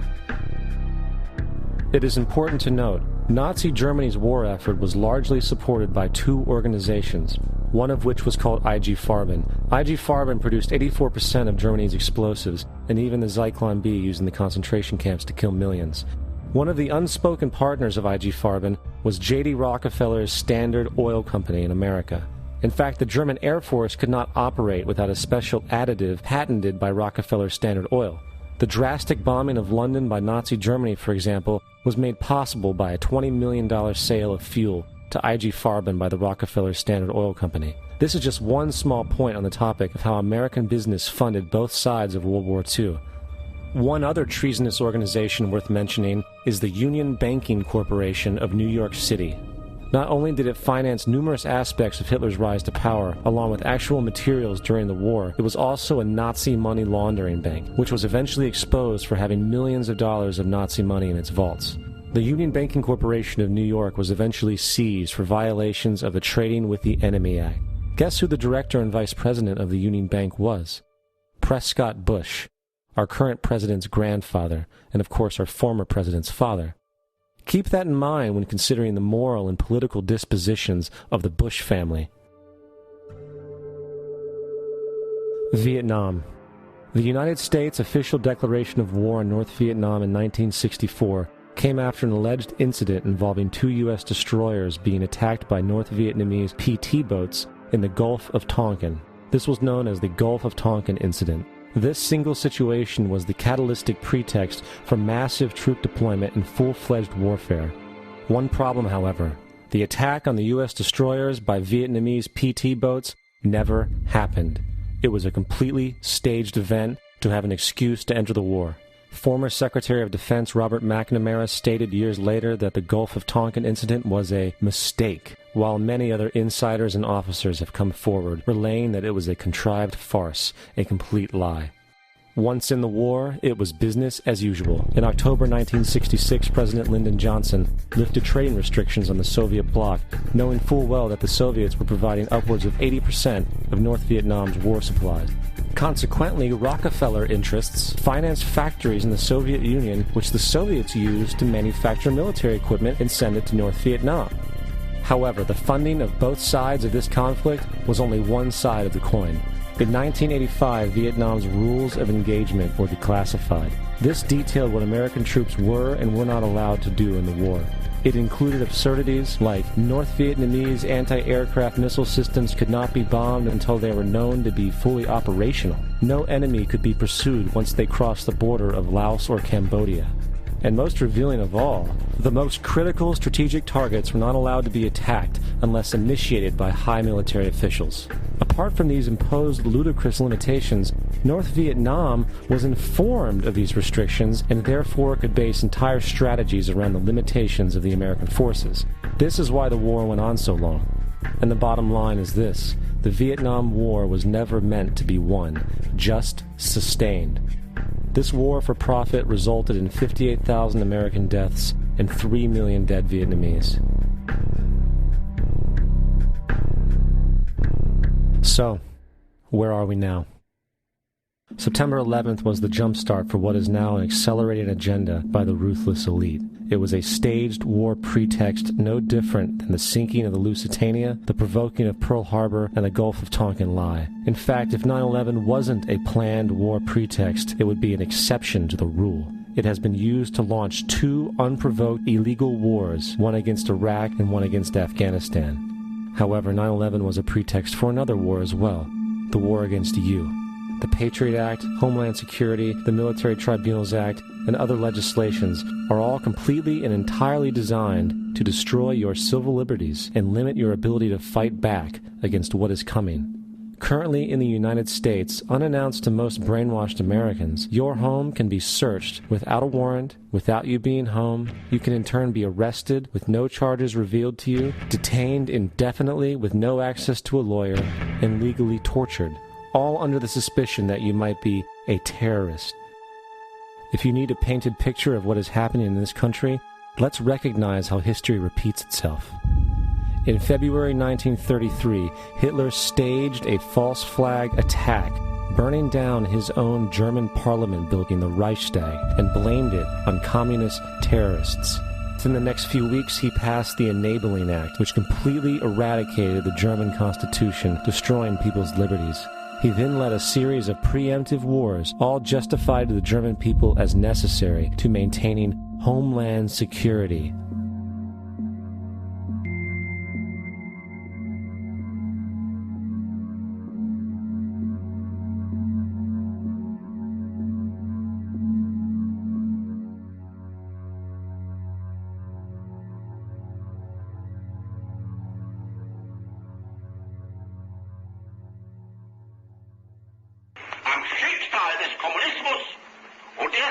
Sie verbrüdern mit anderen Organisationen. Ändert dies nicht. Our enemy is a radical network of terrorists and every government that supports them. It's time to wake up. The people in power go out of their way to make sure that you are perpetually misled and manipulated. The majority's perception of reality, especially in the political arena, is not their own. It is shrewdly imposed upon them without them even knowing it. For example, the public at large actually believes the invasion of Iraq is going badly, as sectarian violence doesn't seem to stop. What the public fails to see is that the destabilization of Iraq is exactly what the people behind the government want. This war is to be sustained so the region can be divided up, domination of the oil maintained, continual profits reaped for the defense contractors, and most importantly, permanent military bases established to be used as a launching pad against other oil-bearing, non-conforming countries such as Iran and Syria. For further implication that the civil war and destabilization is purely intentional, in 2005, 2 elite British SAS officers were arrested by Iraqi police after being caught driving around in their car shooting at civilians while dressed up as Arabs. After being arrested and taken to a jail in Basra, the British Army immediately requested the release of these men. When the Basra government refused, British tanks came in and physically broke out the men from the Basra prison. If you wish to destroy an area, how do you do it? Well, there are 2 ways. You can go in there and bomb it and so forth, but that is not very efficient. What you do is you try to get the people in that area to kill each other and to destroy their own territory, their own farms. And that's what's been done in that area.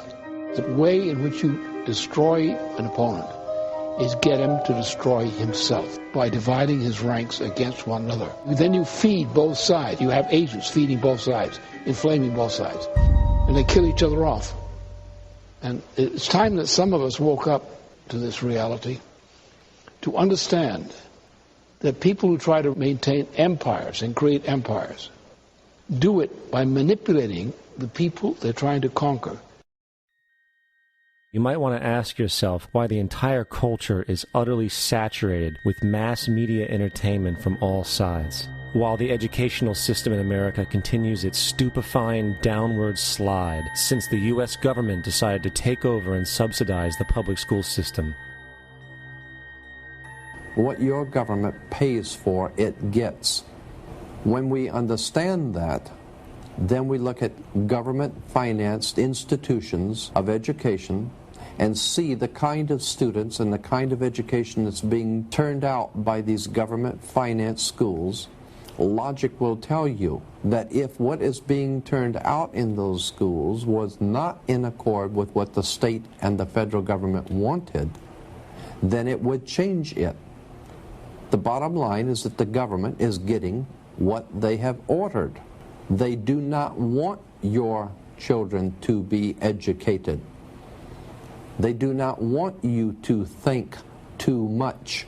That is why our country and our world has become so proliferated with entertainments, mass media, television shows, amusement parks, drugs, alcohol, and every kind of entertainment to keep the human mind entertained, so that you don't get in the way of important people by doing too much thinking. You had better wake up and understand that there are people who are guiding your life and you don't even know it. We're in a lot of trouble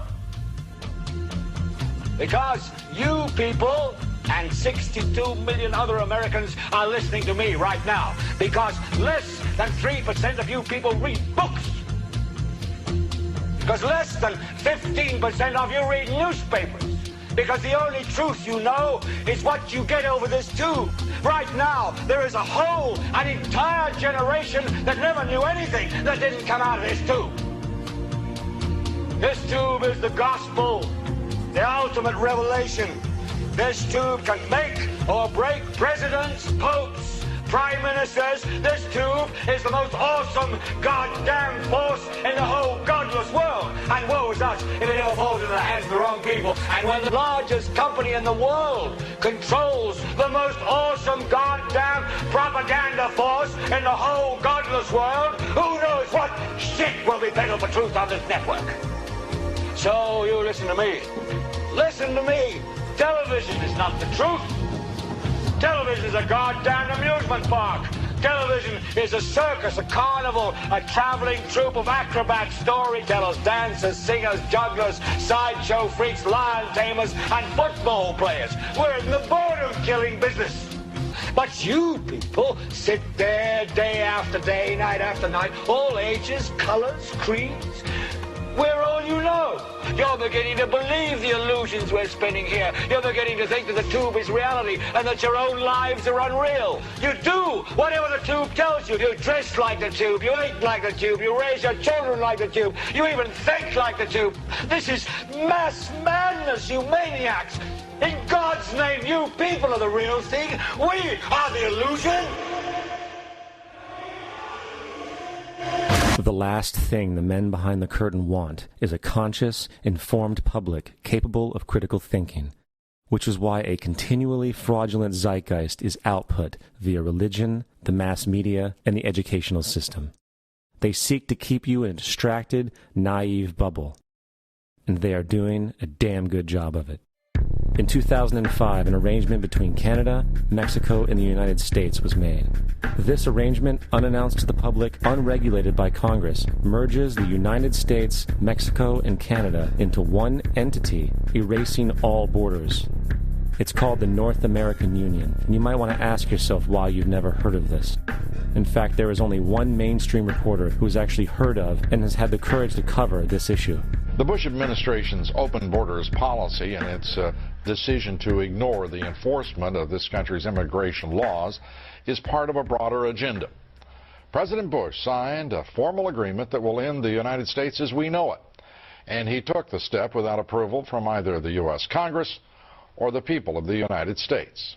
It's a deal that few have even heard of. It's being done again by very few people at the very top on behalf of the investment class, but the working class of people, political officials across our country, from communities, from cities and so forth, they don't know anything about this.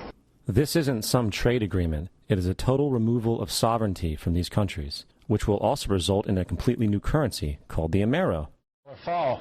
Apart from that, I think one thing people who are dollar-based need to focus on is the Amero. That's the one thing that nobody's talking about that I think is going to have a big impact on everybody's life in Canada, the U.S., and Mexico. The Amero is the proposed new currency for the North American community, which is being developed right now between Canada, the U.S., and Mexico to make a borderless community, much like the EU, and the dollar, Canadian dollar, U.S. dollar, and the Mexican peso replaced by the Amero.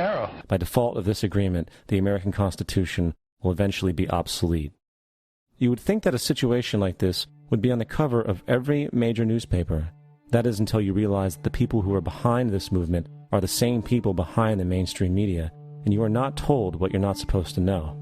The North American Union is the same concept as the European Union, the African Union, and the soon-to-be Asian Union, and the same people are behind all of them.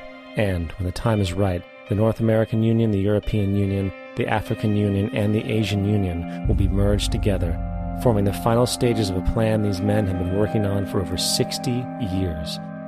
A one-world government.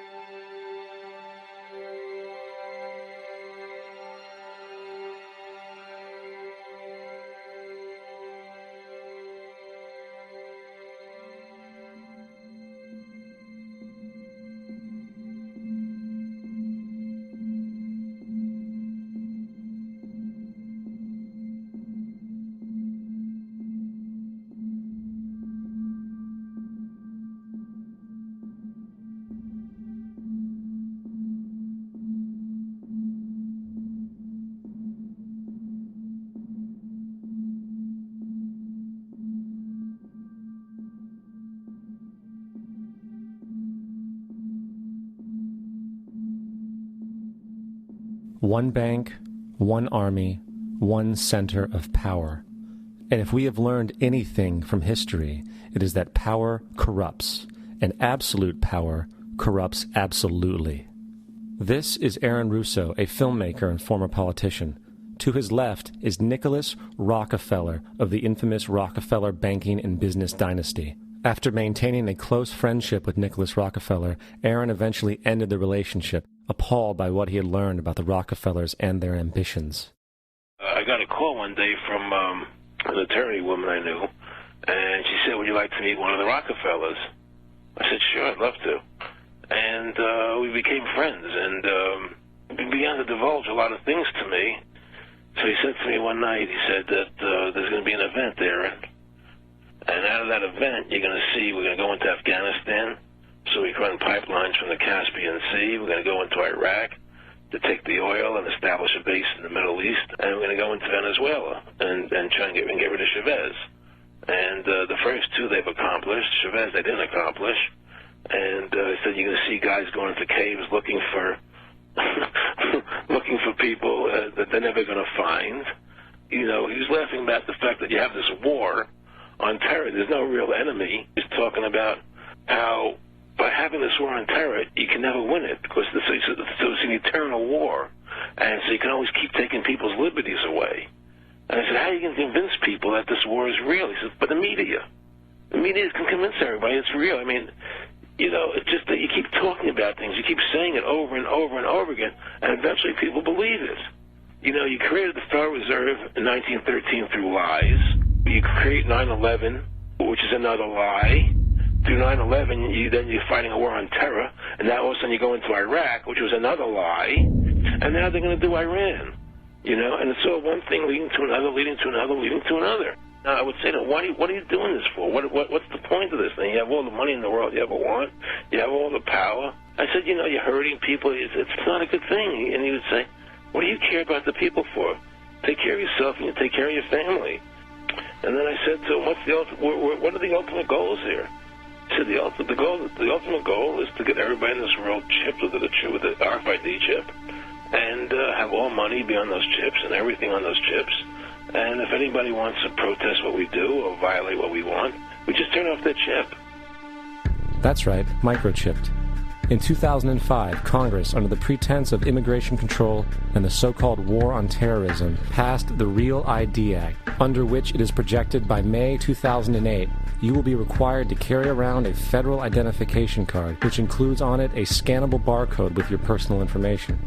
However, this barcode is only an intermediary step before the card is equipped with a VeriChip RFID tracking module, which will use radio frequencies to track your every move on the planet.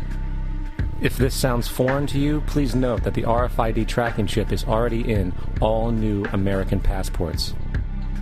And the final step is the implanted chip, which many people have already been manipulated into accepting under different pretenses.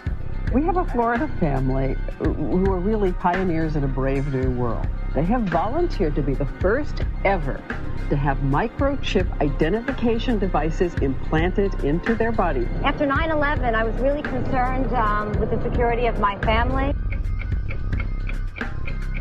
I wouldn't mind having something planted permanently in my arm that would identify me.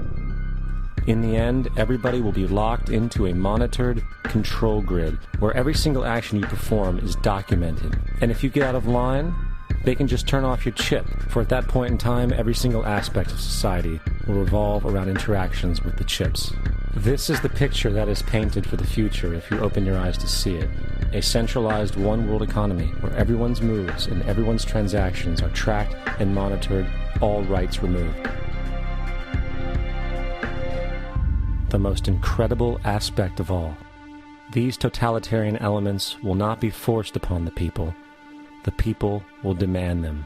For the social manipulation of society through the generation of fear and division has completely detached humans from their sense of power and reality. A process which has been going on for centuries, if not millennia. Religion, patriotism, race, wealth, class, and every other form of arbitrary, separatist identification and thus conceit has served to create a controlled population, utterly malleable in the hands of the few. Divide and conquer is the motto, And as long as people continue to see themselves as separate from everything else, they lend themselves to being completely enslaved. The men behind the curtain know this, and they also know that if people ever realize the truth of their relationship to nature and the truth of their personal power, the entire manufactured zeitgeist they prey upon will collapse like a house of cards.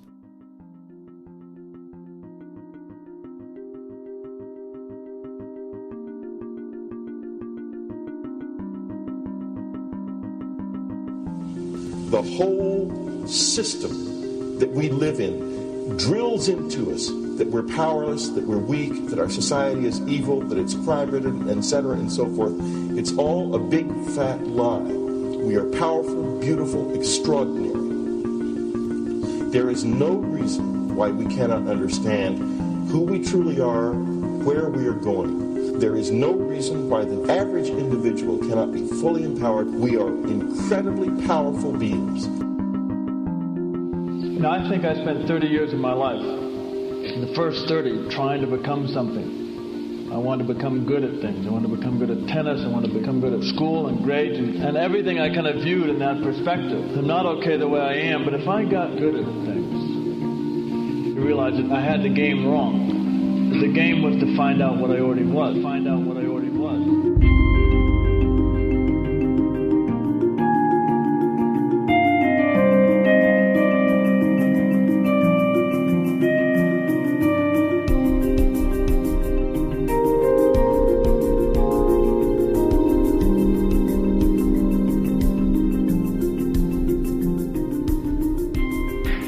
Culture, we've been trained for individual differences to stand out.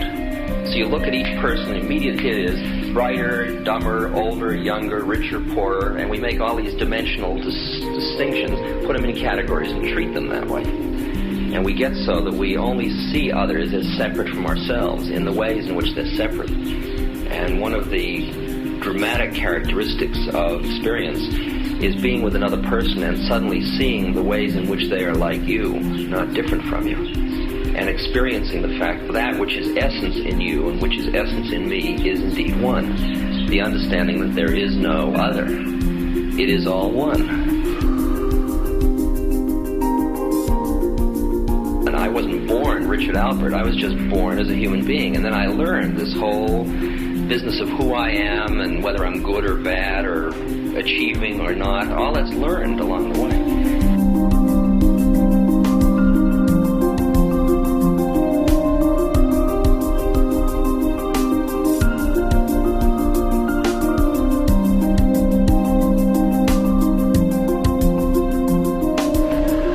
The old appeals to racial, sexual, and religious chauvinism, to rabid nationalist fervor, are beginning not to work.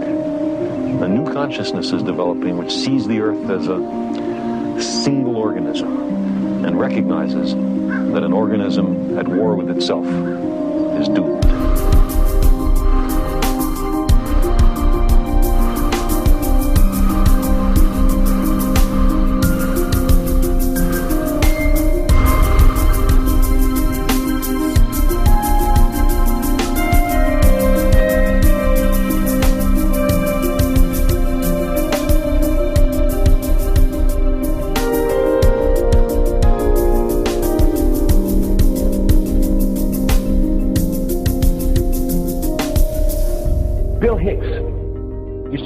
Shows with this.